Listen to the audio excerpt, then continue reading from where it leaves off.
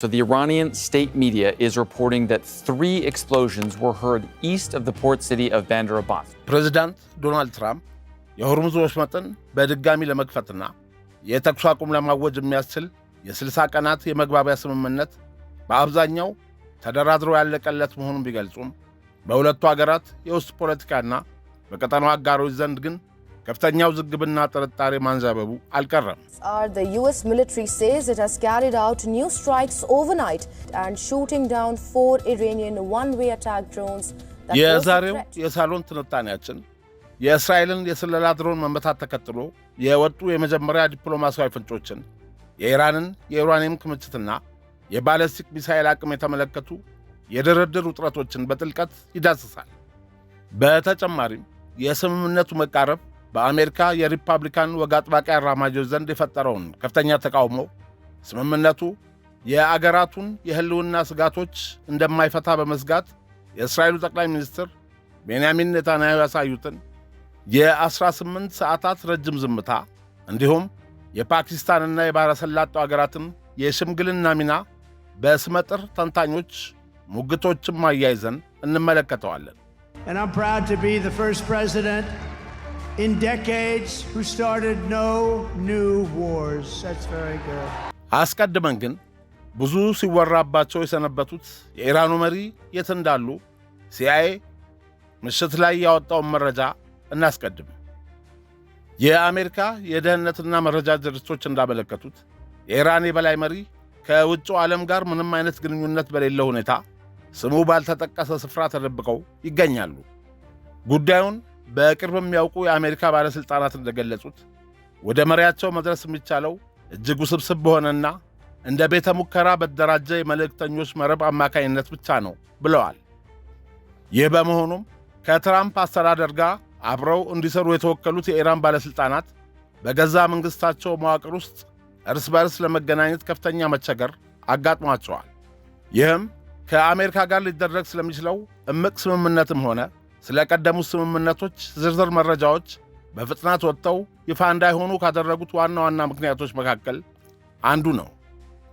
2 የአሜሪካ ባለሥልጣናት ባለፈው ምሽት እንደተናገሩት ዋሽንግተን የስምምነቱን ረቂቅ ዝርዝር ጉዳዮች በምትልክበት ጊዜ ወደ የበላይ መሪው ለመድረስ ያለው አስቸጋሪ ሁኔታ ምላሽ ለማግኘት ረጅም ጊዜ እንዲዘገይ እያደረገው ነው። አንድ ባለሥልጣን እንዳሉት አሜሪካና እስራኤል ከኢራን መንግሥት የውስጥ መዋቅር ውስጥ ያገኟቸው የደህንነት መረጃዎች በጦርነቱ ወቅት በርካታ ከፍተኛ የኢራን መሪዎችን ያሉበትን አድራሻ ለይቶ ለማጥፋት አስችሏቸዋል። ምንጮቹ እንደገለጹት በአሁኑ ወቅት አብዛኞቹ የኢራን መሪዎች የቀን ብርሃን እንኳ አያዩም። ለሳምንታት ያህል እጅግ በጣም በጠነከሩ የከርሰ ምድር ባንከሮች ውስጥ የሚያሳልፉ ሲሆን ፍጹም አስገዳጅ ካልሆነ በስተቀር እርስ በርሳቸው ከመነጋገር እንኳን ይቆጠባሉ ተብሏል። ከሁሉም በላይ ጥብቅና ከፍተኛ ጥንቃቄ የተሞላበት እርምጃ እየተወሰደ ያለውም በበላይ መሪው ላይ ነው ተብሏል። ይህ የደህንነት መዋቅር የተዘጋጀው ሆን ተብሎ በመሆኑ በኢራን መንግሥት ውስጥ ያሉ ከፍተኛ ባለሥልጣናት እንኳ መሪያቸው የት እንዳሉ አያውቁም። በቀጥታም ሊያገኙት የሚችሉበት ምንም አይነት መንገድ የላቸውም ተብሏል። ይልቁንም መሪያቸው ያለበትን ስፍራ ለመደበቅ ሲባል መልእክቶች የሚተላለፉት በተዘረጋ ልዩ የመልእክተኞች መረብ በኩል ብቻ ነው። ይሁን እንጂ የበላይ መሪው በሰፊው መርህ ደረጃ ለበታቾቻቸው በምን ጉዳዮች ላይ መደራደር እንደሚችሉና የትኞቹ ጉዳዮች ደግሞ በፍጹም መነሳት እንደሌለባቸው አቅጣጫ መስጠታቸውን ግን ሁሉም የደህንነት ተቋማት የሚስማሙበት ጉዳይ ሆኗል። የኢራን የአየር መከላከያ ኃይል በሆርሙዝ ግዛት ወደ ኢራን የአየር ክልል ለመግባት የሞከረችውን ኦርቢተር የተሰኘች የእስራኤል የስለላ ድሮን መቶ ጥሏል። ይቺ ድሮን አጭር ርቀት የምትጓዝ የድሮን አይነት ስትሆን ከተባበሩት አረብ ኤምሬትስ የባህር ዳርቻ ተነስታ ወደ ደቡባዊ ኢራን አቅጣጫ የተተኮሰች መሆኑም ተገልጿል። ከዚሁ ክስተት ጋር በተያያዘ አንድ ከፍተኛ የእስራኤል ባለሥልጣን እንደገለጹት ጠቅላይ ሚኒስትር ቤንያሚን ኔታንያሁ ለአሜሪካው ፕሬዝዳንት ዶናልድ ትራምፕ እንደነገሯቸው ከሆነ ከኢራን ጋር ድርድሮች እየተካሄዱ ቢሆንም እንኳ እስራኤል ሊባኖስን ጨምሮ በመላው ቀጠናው የምታደርገውን ወታደራዊ ዘመቻ ትቀጥላለች። ባለሥልጣኑ እንደተናገሩት ኔታንያሁ እስራኤል በሁሉም ግንባሮች ከሚሰነዘሩ ጥቃቶች ራሷን የመከላከል የድርጊት ነጻነቷን እንደምታስጠብቅ አጽንኦት ሰጥተዋል። አሜሪካ የሆርሙዝ ወሽመጥን በድጋሚ ለመክፈትና ከቴህራን ጋር ወደ መደበኛ የመጨረሻ ስምምነት ለመጓዝ ዓላማ ስላላቸው ንግግሮች ለእስራኤል ማብራሪያ የሰጠች ትገኛለችም ተብሏል። ባለሥልጣኑ ሲናገሩም ፕሬዝዳንት ትራምፕ በድርድር ወቅት የኢራንን የኒውክሌር ፕሮግራም ማፍረስና ሁሉንም የበለጸጉ ዩራኒየሞች ከግዛቷ ማስወገድ በሚለው ወጥ ጥያቄያቸው ላይ ጽኑ ሆነው እንደሚቀጥሉና እነዚህ ሁኔታዎች ተቀባይነት ሳይኖራቸው የመጨረሻውን ስምምነት እንደማይፈርሙ ግልጽ አድርገዋል ብለዋል። ኔታንያሁም ከጥቂት ጊዜ በኋላ ይህንን አቋም በማስተጋባት እሳቸው የኢራን የኒውክሌር ስጋት ብለው የገለጹት ጉዳይ እስካልተወገደ ድረስ ምንም አይነት ስምምነት ሊደረስ እንደማይችል ተናግረዋል። በአንጻሩ አንድ ከፍተኛ የኢራን ምንጭ እንደተናገረው ቴህራን በከፍተኛ ደረጃ የበለጸገውን የዩራኒየም ክምችቷን አሳልፋ ለመስጠት አልተስማማችም። ምንጩ አክሎ የኢራን የኒውክሌር ጉዳይ ከአሜሪካ ጋር ከተደረገው የመጀመሪያ ደረጃ ስምምነት ውጭ እንደሆነ ገልጿል። ምንጩ ሲናገር የኒውክሌር ጉዳይ የሚታየው ለመጨረሻው ስምምነት በሚደረጉ ድርድሮች ላይ በመሆኑ አሁን ባለው ስምምነት ውስጥ አልተካተተም። የኢራን ከፍተኛ የበለጸገ ዩራኒየም ክምችት ከአገር ወጥቶ እንዲጓጓዝ የተደረገ ምንም አይነት ስምምነት የለም ብሏል። ይህ በእንዲህ እንዳለ ፕሬዝዳንት ዶናልድ ትራምፕ ከኢራን ጋር ያለው የሰላም ስምምነት በአብዛኛው ተደራድሮ ያለቀለት መሆኑንና የሆርሙዝ ወሽመጥ እንደሚከፈት ከመሸ ጽፈዋል። የፕሬዝዳንቱ መግለጫ የፓኪስታን ጠቅላይ ሚኒስትር በጣም በቅርቡ ተጨማሪ ንግግሮችን የማስተናገድ ተስፋ እንዳላቸው በመግለጻቸውና የኢራኑ ፋርስ የዜና ወኪል የሆርሙዝ ወሽመጥ በኢራን ቁጥጥር ስር መቆየቱን ይቀጥላል ማለቱን ተከትሎ በመጠኑ ቀዝቀዝ ብሏል። ዶናልድ ትራምፕ ከፓኪስታን ከባሕረ ሰላጤው አጋሮችና ከእስራኤል ጋር በስልክ ከተነጋገሩ በኋላ ከኢራን ጋር የሚደረገው የሰላም ስምምነት በአብዛኛው ተደራድሮ ያለቀለት መሆኑን ገልጸዋል።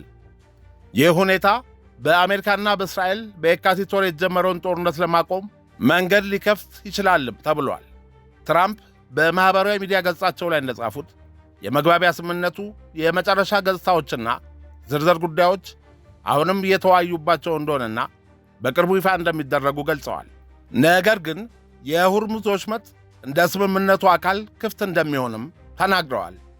ትራምፕ ባስተላለፉት መልእክት በአሜሪካ በኢራንና በሌሎች የተለያዩ አገራት መካከል የመጨረሻ ማረጋገጫ የሚቀረው ስምምነት በአብዛኛው በድርድር አልቋል ብለዋል። ይሁን እንጂ ከእስላማዊው አብዮታዊ ዘብ ጋር የቅርብ ግንኙነት ያለው የኢራኑ ፋርስ የዜና ወኪል የሆርሙዝ ወሽመጥ በኢራን ቁጥጥር ስር እንደሚቆይ የዘገበ ሲሆን ይህ ደግሞ ለአሜሪካ ቀይ መስመር ሆኗል። የዜና ወኪሉ በቴሌግራም ገጹ ላይ እንደዘገበው የወሽመጡ አስተዳደር መንገዱን፣ ጊዜውንና የማለፊያ ዘዴውን መወሰንና ፈቃዶችን መስጠት የኢራን እስላማዊ ሪፐብሊክ ብቸኛ መብትና ውሳኔ ሆኖ ይቀጥላል ብሏል። በሌላ በኩል የፓኪስታኑ ጠቅላይ ሚኒስትር ሼህባዝ ሸሪፍ ቆየት ብለው ትራምፕን ለሰላም ጥረታቸው የእንኳን ደስ አለው መልእክት ያስተላለፉ ሲሆን ፓኪስታን በአሜሪካና በኢራን መካከል የሚቀጥለውን የውይይት መድረክ በጣም በቅርቡ ለማስተናገድ ተስፋ እንደምታደርግ ገልጸዋል። ሸሪፍ የአሜሪካው ፕሬዝዳንት ከሳውዲ አረቢያ፣ ከኳታር፣ ከቱርክ፣ ከግብፅ፣ ከተባበሩት አረብ ኤሚሬቶች፣ ከጆርዳንና ከፓኪስታን መሪዎች ጋር ያደረጉትን የስልክ ውይይት በጣም ጠቃሚና ውጤታማ ሲሉ የገለጹት ሲሆን አክለውም ፓኪስታን የሰላም ጥረቷን በተሟላ ታማኝነት የምትቀጥል ሲሆን የሚቀጥለውን የውይይት ዙር በጣም በቅርቡ ለማስተናገድ ተስፋ እናደርጋለን ብለዋል። የፓኪስታን ጦር አዛዥ ሰይድ አሲም ሙኒር በድርድር ውስጥ ቁልፍ ሰው ሲሆኑ በቅርቡ በቴህራን ከኢራኑ ፕሬዝዳንት መስዑድ ፔዚሽኪያንና ከፓርላማ አፈጉባኤው መሐመድ ባጋር ጋሊባፍ ጋር ስብሰባዎችን አድርገዋል። የትራምፕ ወጃ የመጣውም አንድ የፓኪስታን ምንጭ እንደተናገረው ኢራንና ፓኪስታን ጦርነቱን ለማቆምና የሆርሙዝ ወሽመጥን ለመክፈት የተሻሻለ የውሳኔ ሐሳብ ለአሜሪካ ማቅረባቸውን ተከትሎ ነው። በዘገባዎቹ መሠረት በረቂቅ ስምምነት ውስጥ ይገኛሉ የተባሉት ዝርዝር ጉዳዮች ለ60 ቀናት በሚቆየው የተኩስ አቁም ማራዘሚያ ወቅት ወሽመጡ ያለምንም ክፍያ እንደገና እንደሚከፈት፣ ኢራን በነጻነት ነዳጅ መሸጥ እንደምትችልና የኒውክሌር ፕሮግራሟን ለመግታት ድርድሮች እንደሚደረጉ የሚሉ ነጥቦችን ያጠቃልላል ተብሏል። አንድ የአሜሪካ ባለሥልጣንም በምላሹ አሜሪካ በኢራን ወደቦች ላይ የጣለችውን እገዳ ታነሳለች ብለዋል። አሶሺየትድ ፕሬስ በበኩሉ አንድ የቀጠናውን ምንጭ ጠቅሶ እንደዘገበው ስምምነቱ የጦርነቱን ማክተም በይፋ ማወጅን፣ በኢራን የኒውክሌር ፕሮግራም ላይ የሁለት ወራት ድርድር ማድረግን፣ በኢራን በኩል ደግሞ ወሳኙን የማጓጓዣ መስመር መክፈትንና አሜሪካ በኢራን ወደቦች ላይ የጣለችውን እገዳ ማቆምን ያካትታል። 3 የኢራን ከፍተኛ ባለሥልጣናት ለኒውዮርክ ታይምስ እንዳረጋገጡት ይህ ስምምነት በኢራንና በሊባኖስ ያለውን ውጊያ ሙሉ በሙሉ የሚያቆም ሲሆን በውጭ አገር የታገዱ የኢራን ንብረቶችን እስከ $25 ቢሊዮን ሊያስለቅቅ ይችላል። እንዲሁም የኒውክሌር ስምምነቱ ዝርዝር ሁኔታ ከ30 እስከ 60 ቀናት ባለው ጊዜ ውስጥ እንዲደራደር መንገድ ይከፍታል ተብሏል። የስምምነቱ ዜና በሪፐብሊካን ወግ አጥባቂዎች ዘንድ ከፍተኛ ቅሬታን ፈጥሯል። እነዚህ አካላት ባለፉት ዓመታት በአሁኑ ወቅት በኢራን ላይ አሜሪካ ወታደራዊ እርምጃ እንድትወስድ ሲጠይቁ የነበሩና በኦባማ አስተዳደር ወቅት ድርድር የደረገበትን ለማዕቀብ ማቀለያ ሲባል የኢራንን የዩራኒየም ማበልጸግ የሚገድበውን የ2015 ስምምነት ሲያጥላሉ የነበሩ ናቸው። ትራምፕም ከዚህ ዓለም አቀፍ ስምምነት መውጣታቸው ይታወሳል። በትራምፕ የመጀመሪያ የሥልጣን ዘመን የሲአይኤ ዳይሬክተርና የውጭ ጉዳይ ሚኒስትር ሆነው ያገለገሉት ማይክ ፖምፒዮ ስለ ስምምነቱ የሚወሩትን ሁኔታዎች የኮነኑ ሲሆን የባራክ ኦባማ ተደራዳሪዎች ከደረሱበት ጋር በጣም የተቀራረበና ለኢራን አብዮታዊ ዘብ ትልቅ ዕድል የሚሰጥ ነው ብለዋል። ፖምፒዮ በማኅበራዊ ሚዲያ ገጻቸው ላይ ከኢራን ጋር ያለው ስምምነት አብዮታዊ ዘቡ የጅምላ ጨራሽ መሳሪያ ፕሮግራም እንዲገነባና ዓለምን እንዲያሸብር ገንዘብ መክፈል ነው ሲሉ ጽፈዋል። ማይክ ፖምፒዮ አክለውም አማራጩ ቀጥተኛው ነው፣ ያንን የተረገመ ወሽመጥ ክፈቱት፣ ኢራን ገንዘብ እንዳታገኝ ከልክሏት፣ በክልሉ ያሉ አጋሮቻችንን ስጋት ላይ እንዳጥል የኢራንን አቅም በበቂ ሁኔታ አውድሙት ብለዋል። የዋይት ሃውሱ የኮሚኒኬሽን ዳይሬክተር ስቲቨን ቼንግ ለቀድሞ የውጭ ጉዳይ ሚኒስትር በሰጡት ምላሽ በመጠኑ ዲፕሎማሲያዊ ያልሆነ መንገድ ተጠቅመዋል። ቼንግ በኤክስ ገጻቸው ላይ ማይክ ፖምፒዮ ስለምን እንደሚያወራ ምንም የሚያውቀው ነገር የለም ሲሉ ጽፈዋል። ያንን ደደባፉን ዘግቶ እውነተኛውን ሥራ ለባለሙያዎቹ መተው አለበት። እሱ እየሆነ ስላለው ነገር ምንም የሚያውቀው ነገር የለም። ታዲያ እንዴት ሊያውቅ ይችላል? ሲሉም ተሳልቀዋል። የሪፐብሊካኑ ሴናተር ሮጀር ዊከር በበኩላቸው ስለ 60 ቀናት ተኩስ አቁም የሚወራ ወሬ ኢራን በቅን ልቦና ትሳተፋለች ብሎ ማመን አደጋ ነው፣ በዘመቻው የተሳካው ነገር ሁሉ ከንቱ ይሆናል ብለው ከጻፉ በኋላ ሮድስ ሲመልሱ በኦፕሬሽን ኤፒክ ፊውሪ የተሳካ ነገር ቢኖር የኢራንንና የሆርሙዝ ወሽመጥን ቁጥጥር በአብዮታዊ ዘቡ እጅ ውስጥ መጣል ብቻ ነው ብለዋል።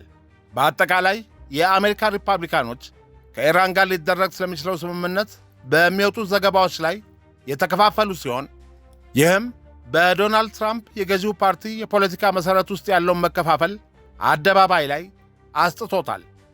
ሴናተር ቴድ ክሩዝ እንዲህ አይነቱ ስምምነት ምን ሊያካትት እንደሚችል ከፍተኛ ስጋት እንዳላቸው ገልጸው ስምምነቱ ለቴህራን ትላልቅ ማቅለያዎችን አሳልፎ ሊሰጥ እንደሚችል አስጠንቅቀዋል። ክሩዝ በኤክስ ገጻቸው ላይ እንደጻፉት ትራምፕ በኢራን ላይ ጥቃት በመሰንዘራቸው ትክክል ነበሩ። ነገር ግን የዚህ ሁሉ ውጤት ኢራን በቢሊዮኖች የሚቆጠር ዶላር እንድታገኝ፣ ዩራኒየም እንድታበለጽግና የኒውክሌር ጦር መሳሪያ እንድታመርት እንዲሁም በሆርሙዝ ወሽመጥ ላይ ጠንካራ ቁጥጥር እንዲኖራት የሚፈቅድ ከሆነ ይህ አደገኛ ስህተት ይሆናል ሲሉ አስጠንቅቀዋል። ይህንን እጅግ ውስብስብ የዲፕሎማሲያዊ ሂደት በስፋት የተነተኑት ፕሮፌሰር መሐመድ አልመስሪና የወታደራዊና ዲፕሎማሲያዊ ተንታኙ አሌክሳንድራ ሆዲስታኑ ምንም እንኳን የአሜሪካው የውጭ ጉዳይ ሚኒስትር ማርኮ ሩቢዮ በሰዓታት ውስጥ ጥሩ ዜና ሊኖር እንደሚችል ቢጠቁሙም መረጃው ገና በይፋ ስላልተለቀቀና በፍንጮች ላይ የተመሠረተ በመሆኑ ከፍተኛ ጥንቃቄ ያስፈልገዋል ባዮች ናቸው። ማርኮ ሩቢዮ እንዳሉት ኢራን በሆርሙዝ ወሽመጥ ላይ ያላትን ቁጥጥር የምታነሳው የታገዱባት ንብረቶች እንዲለቀቁላትና ነዳጇን በዓለም አቀፍ ገበያ ላይ መሸጥ እንድትችል በምላሹ በሚደረግ ስምምነት ሊሆን ይችላል። የዩራኒየም ማበልጸግ ጥያቄ ደግሞ ጦርነቱ ካበቃ በኋላ ባለው ጊዜ ውስጥ ሊታይ እንደሚችል ይገመታል። ይህ አካሄድ በመሠረቱ ደረጃ በደረጃ የሚሄድ የውጥረት መቀነስና የተኩስ አቁም ሂደት ይመስላል። ፕሮፌሰር መሐመድ አልመስሪ እንደሚሉት ይህ መሰል ሁኔታ የተኩስ አቁሙ ከተፈረመበት ከሳምንታት በፊት ሊመጣ ይችል የነበረ ቢሆንም ወዲያውኑ ግን ዶናልድ ትራምፕ በሆርሙዝ ወሽመጥ ላይ ያንን ጥብቅ እገዳ አውጀው ነበር። አሁን ግን በዋሽንግተን ያሉ እንደ ቴድ ክሩዝ፣ ማይክ ፖምፒዮና ማርክ ሌቪን ያሉ የኢራን ጦርነት ደጋፊዎች በማኅበራዊ ሚዲያ ስምምነቱን መቃወም የጀመሩ ሲሆን ትራምፕን ለማሳመን ከውስጥ አዋቂዎች ጋር እየተነጋገሩ በመሆኑ ስምምነት እስኪፈረም ድረስ ምንም የተረጋገጠ ነገር አይኖርም ይላሉ።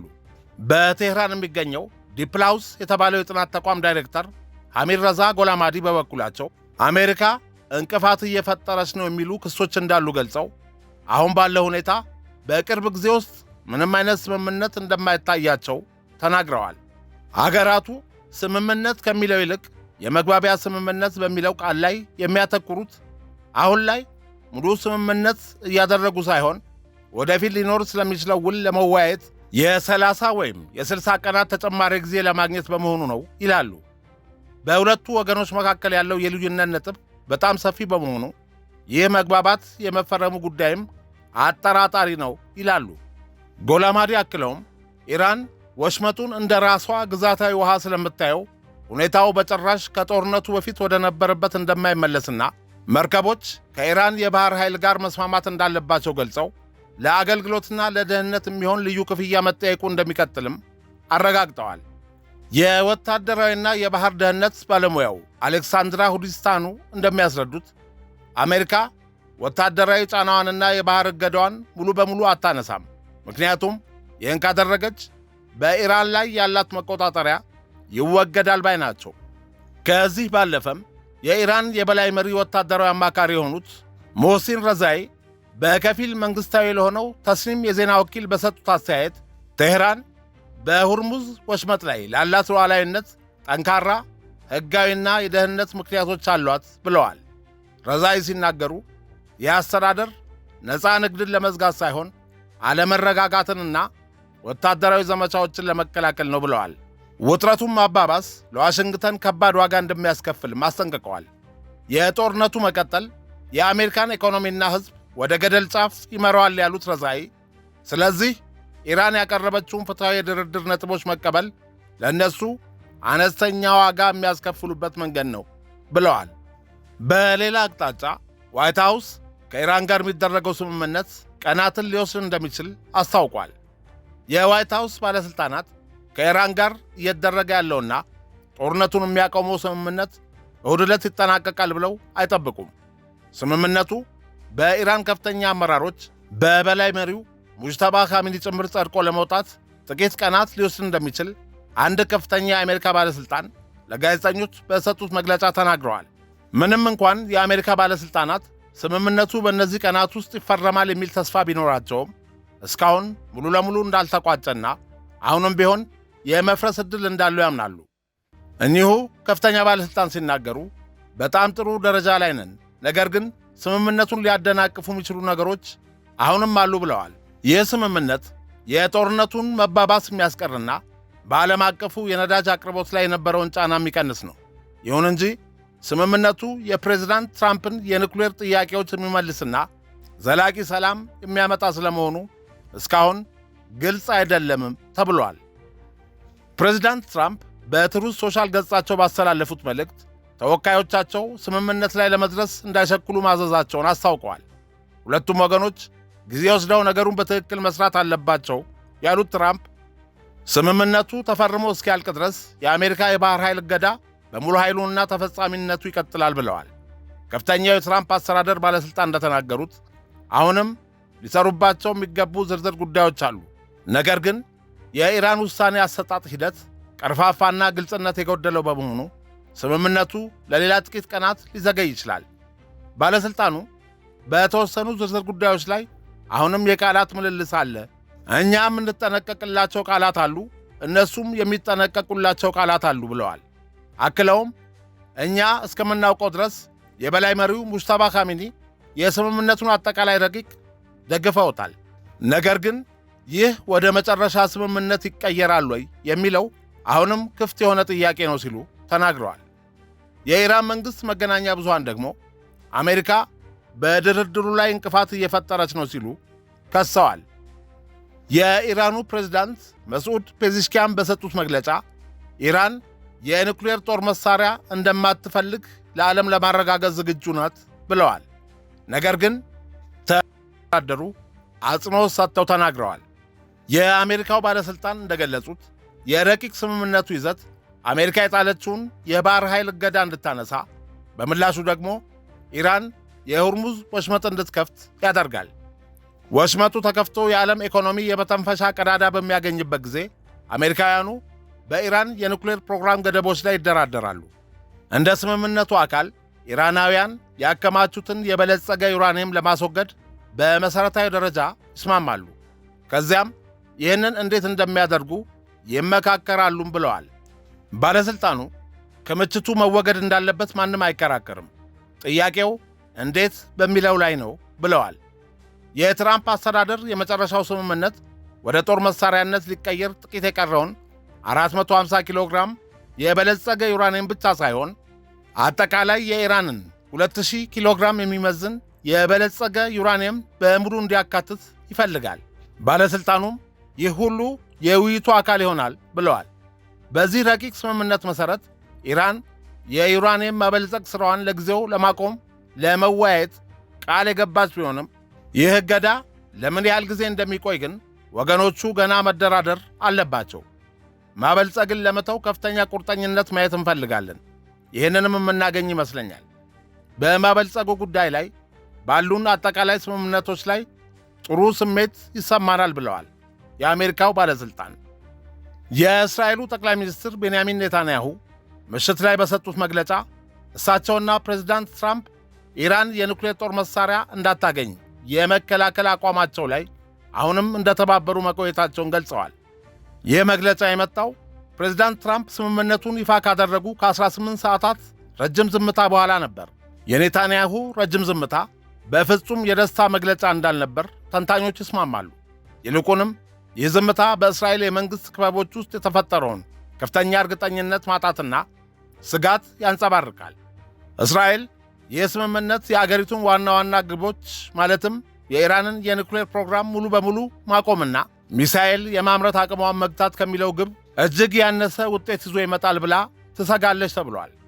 ከ2021 እስከ 2025 መጀመሪያ ድረስ በእስራኤል የዋሽንግተን አምባሳደር የነበሩትና አሁን በዋሽንግተን የቅርብ ምስራቅ ፖሊሲ ተቋም ተመራማሪ የሆኑት ሚካኤል ሄርዞግ በእስራኤል መንግሥት ውስጥ ለዚህ ስምምነት ትልቅ ጉጉት አይታይም ብለዋል። በየካቲት ወር መጨረሻ የተጀመረው የጋራ የአሜሪካና የእስራኤል ጥቃት የኢራንን አቅም በእጅጉ የቀነሰው ቢሆንም የእስራኤል አጠቃላይ ስሜት ግን እስካሁን ያለው የስምምነቱ ረቂቅ በጦርነቱ የተገኘውን የአሜሪካና የእስራኤል ስኬት በበቂ ሁኔታ ወደ ዲፕሎማሲያዊ ውጤት ያልተረጎመ መሆኑን ገልጸዋል።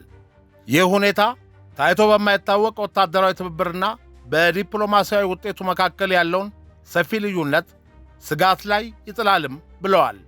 ኔታንያሁ በጦርነቱ መጀመሪያ ላይ የዘመቻ ለእስራኤል ሕልውና የሆኑ ስጋቶችን ለማስወገድ የታለመ ነው ብለው ነበር።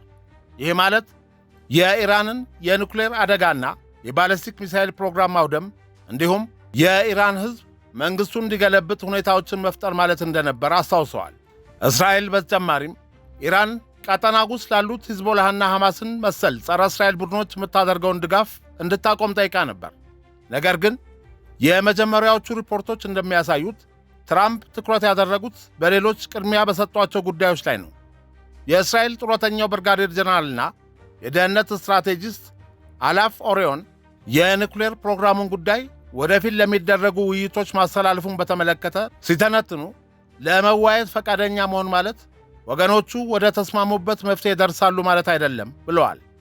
አሜሪካ ውጥረቱ እንዲባባስ እንደማትፈልግ ግልጽ ነው ያሉት ኦሪዮን በዚህ ምክንያት በኢራን ላይ ያለው የጫና አቅም እንደሚቀንስና ይህም ወደፊት ለሚመጣው ነገር ጥሩ ምልክት እንዳልሆነ ገልጸዋል።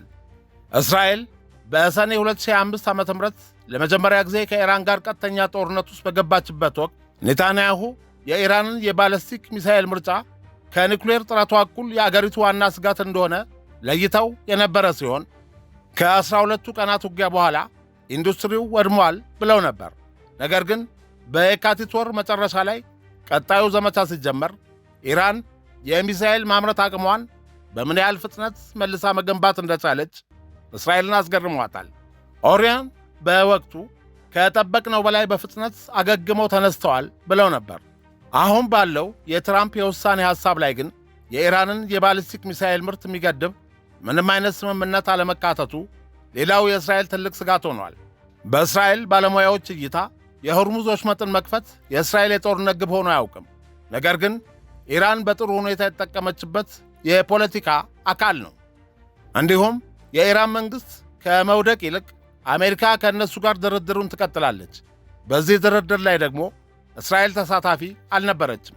አምባሳደር ሄርዞግ እንዳሉት የእስራኤል ትልቁ ፍርሃት ይህ አዲስ ስምምነት የኢራንን እጆች ከተላላኪዎቿ ጀርባ እንዳይታሰሩ የሚያደርግ ነገር ግን የእስራኤልን እጆች እነዚያን ተላላኪዎች እንዳትወጋ የሚያስር መሆኑ ላይ ነው። ኔታንያሁ በትራምፕ በኩል በሁሉም ግንባሮች ሊባኖስን ጨምሮ እስራኤል ራሷን የመከላከል መብቷ እንደተጠበቀ ቢነገራቸውም በአሜሪካ ጫና ምክንያት የእስራኤል በነጻነት የማጥቃት እርምጃ መገደቡን ባለሙያዎች ያነሳሉ። በአሁኑ ወቅት አብዛኛው የእስራኤል ወታደራዊ እንቅስቃሴ በደቡብ ሊባኖስ ድንበር ላይ ብቻ የተወሰነ ሲሆን እዚያም ያሉት ኃይሎቻቸው ለሄዝቦላ ድሮን ጥቃቶች የተጋለጡ ሆነዋል። ኔታንያሁ የመጨረሻው ስምምነት በሚካሄድበት በዚህ የ60 ቀናት ጊዜ ውስጥ ውጤቱን ለመቀየርና ተጽዕኖ ለመፍጠር እንደሚሞክሩ ቢገመትም ትራምፕ ግን በይፋ ኔታንያሁ እኔ የምፈልገውን ሁሉ ያደርጋል ማለታቸው የእስራኤልን ተጽዕኖ የመፍጠር አቅም እጅግ ውስን ሊያደርገው ይችላል እየተባለ ነው። ኢራን በዩራኒየም ማበልጸግና በኒኩሌር ላይ በምትሰጠው ስምምነት ልክ የማዕቀብ ማቃለያ ታገኛለች የሚለው እንደሆነ የሚናገሩ አንድ የአሜሪካ ባለሥልጣን በበኩላቸው አቧራ ከሌለ ዶላር የለም፣ ከፍተኛ የበለጸገ ዩራኒየም አሳልፈው ካልሰጡ ምንም አይነት ማቃለያ አያገኙም ብለዋል። ብዙ በሰሩ ቁጥር ብዙ ያገኛሉ፣ የታገዱ ገንዘቦች ደግሞ ወዲያውኑ አይለቀቁም ብለዋል። ከበስተጀርባ ደግሞ የእስራኤሉ ጠቅላይ ሚኒስትር ቤንያሚን ኔታንያሁና ቡድናቸው በድርድሩ ሂደት ውስጥ ተሳትፎ እንደነበራቸው እኚሁ የአሜሪካ ባለሥልጣን ለዎል ስትሪት ጆርናል ተናግረዋል። ሳይገባቸው ድንገት እንዲሆንባቸው አንፈልግም፣ ቅንጅቱ በጣም የጠበቀ ነበርም ብለዋል። ፕሬዝዳንት ትራምፕ ምሽቱን በስልክ ባደረጉት የጋራ ውይይት በርካታ የአረብና የሙስሊም መሪዎችን ስለ ስምምነቱ ያማከሩ ሲሆን ሁሉም እንደሚደግፉት መግለጫ ሰጥተዋል። እነርሱም የተባበሩት አረብ ኤምሬቶች ፕሬዝዳንት መሐመድ ቢን ዛይድን እንዲሁም የሳውዲ አረቢያ፣ የኳታር፣ የግብፅ፣ የቱርክና የፓኪስታን መሪዎችን ያጠቃልላል። ነገር ግን አንድ ነገር በጣም እርግጥ ነው። አሜሪካ ኢራን በኒውክሌር ድርድሩ ላይ እውነተኛ አይደለችም ብላ ካመነች ስምምነቱ 60 ቀናትን ሳይሆን 60 ሰዓታትን እንኳን ላይሞላ ይችላል። እናም ቀጣዮቹ ሰዓታት አሊያም ቢገፋ ቀጣዩ 24 ሰዓት ምላሽ ይኖረዋል።